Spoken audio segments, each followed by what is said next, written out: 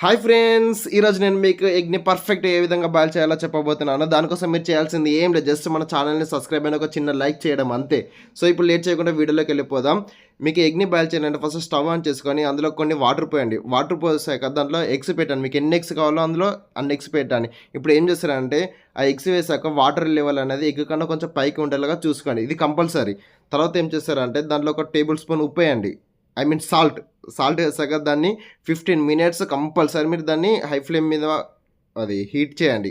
Heat చేశాక ఏం చేస్తారంటే ఈ విధంగా బాయిల్ అవుతుంది. నెక్స్ట్ అందులో ఉన్న వాటర్ని మీరు పారబోసి నెక్స్ట్ దానిలోకి కొన్ని నార్మల్ వాటర్ తీసుకొని జస్ట్ 2-3 మినిట్స్ అలా ఉంచండి.